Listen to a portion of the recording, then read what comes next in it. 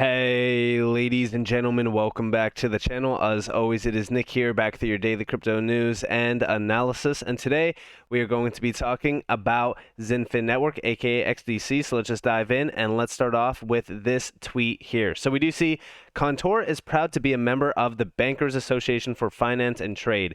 We are excited to be working alongside our peers in the transaction banking industry, addressing digital developments in trade finance, best practices, and also standards. Now, whenever we do talk about a lot of these major names around trade finance, we really kind of go and try to connect the dots with XDC. There has been no real major connections to XDC besides R3 through Contour, which, yes, with R3, they are focused on digitizing trade finance as well.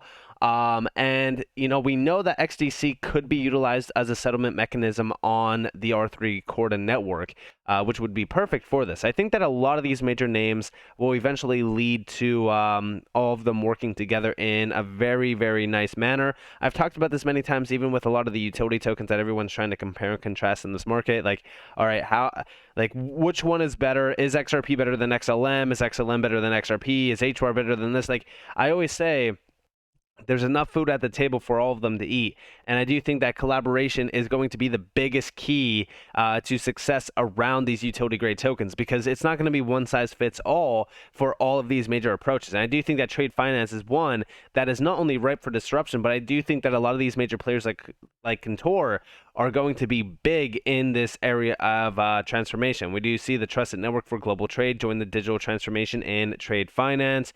And you guys could read more about this if you guys do want. There's a ton of information on Contour's website about what's happening around trade finance and the digitization that's going to be really pushed forward around the trade finance area. For an example, like going paperless, which is a huge aspect of digitizing trade finance. And we do see how can Contour help, and we do see that they are here for corporates, for banks, and even for partners.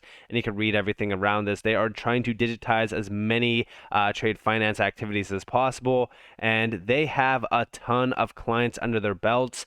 These are major banking clients as well. For an example, here is their partners list. Here's all their banks. So they have a growing network of major banks globally, and here they all are. So first off, the ones that really kind of pop out to me are Citi, ING, HSBC, SAB, DBS, and also Commerce Bank.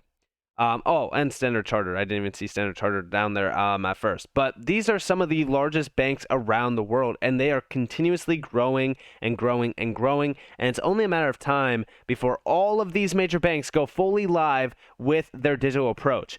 And they have a ton of coverage. Over 50 plus countries around the world, including in Africa, America, Asia Pacific, Europe, and even the Middle East. And you can see all of the major banks that are tied to them through these major partnerships and major expansions around the world.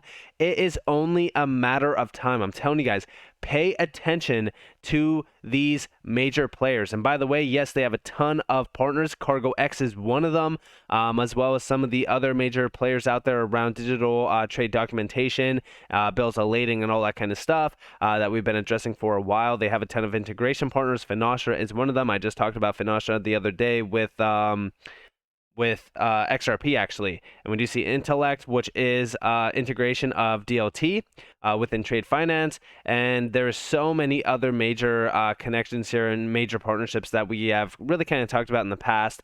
Strategic partnerships as well, trade workflows, and also automation of trade document checking. Very large name. Contour is one on the R3 list. Will we have Contour fully work with XDC at some point in time? We have no idea. But one thing that I will say is all of these major players like Contour, like XDC, they're all technology partners that are labeled on ITFA or even the DNI, which is a huge opportunity, in my opinion, when we look at collaboration and how big of a key it will be to the success of fully digitizing trade documentation.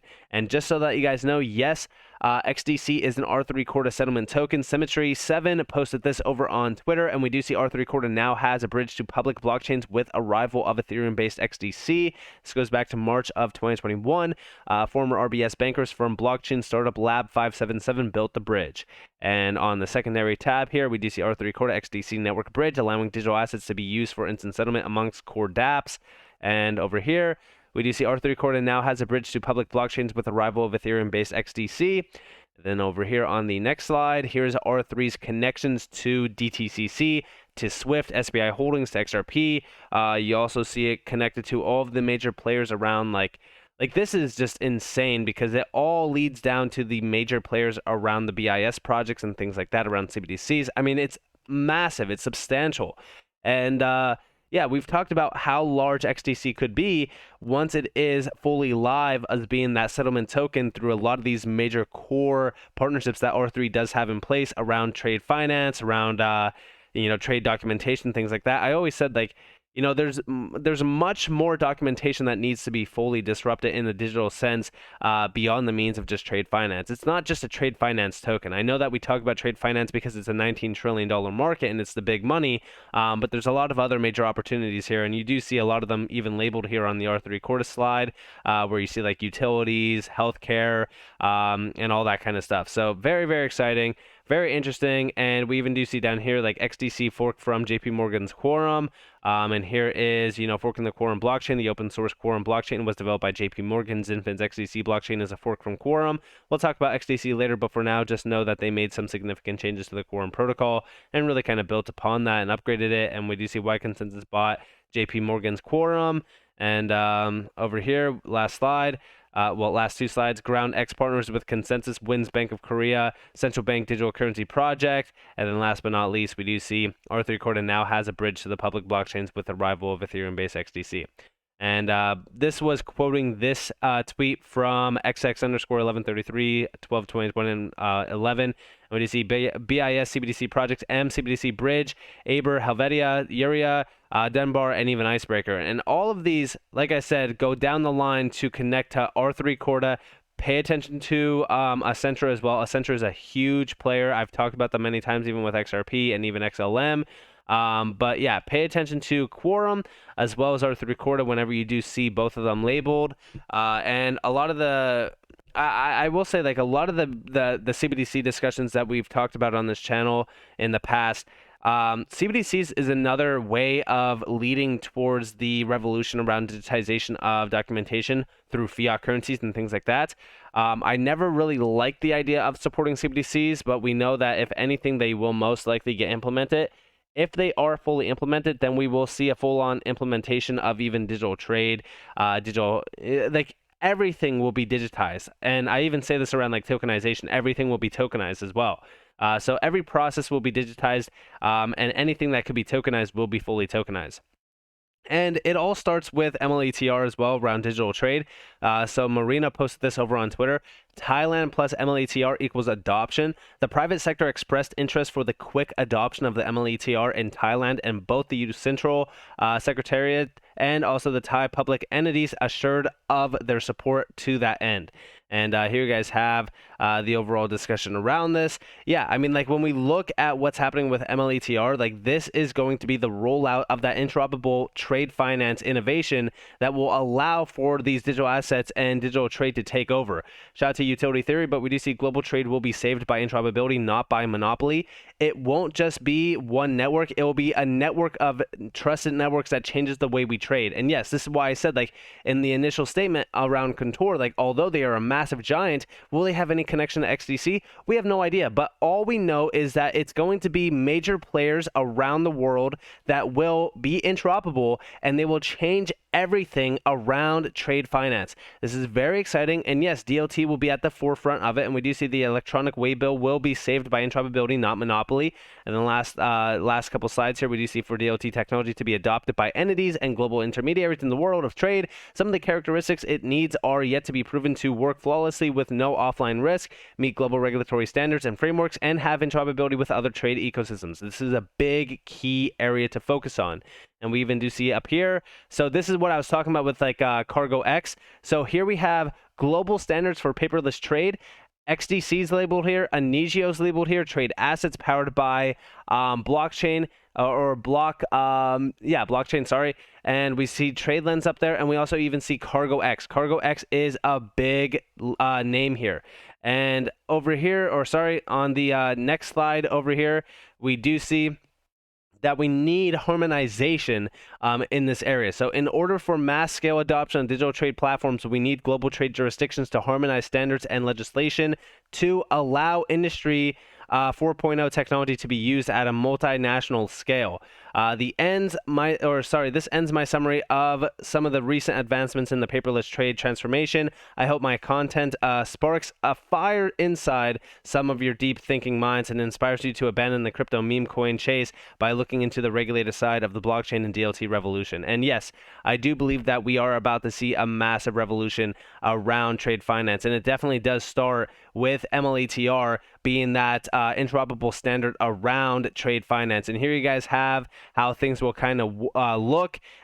Everything around trade finance through the ICC, through the World Economic Forum. The World Economic Forum is a big key player. I do think that Quant could harmonize a lot of interoperability, but you see all of the major players around trade finance up there. It is going to be something special to definitely watch blossom into reality, but we even do see from ICC, global trade today is a fragmented landscape. Change will only come if we rally all industry players, public and private, around the common paperless goal built on global standards. It's complicated, but someone has to do it. And I think that we are about to see I really do think that we are about to see a revolution around trade finance, and it has been something that's been brewing for a very long time. It's a big, big event, and it is brewing. It's still brewing. It's still, like, we are probably very close to the next level around a lot of digitized processes and, you know, I would say like a global rollout of a lot of these major systems. I think that's going to start small, then all at once. I just said this with,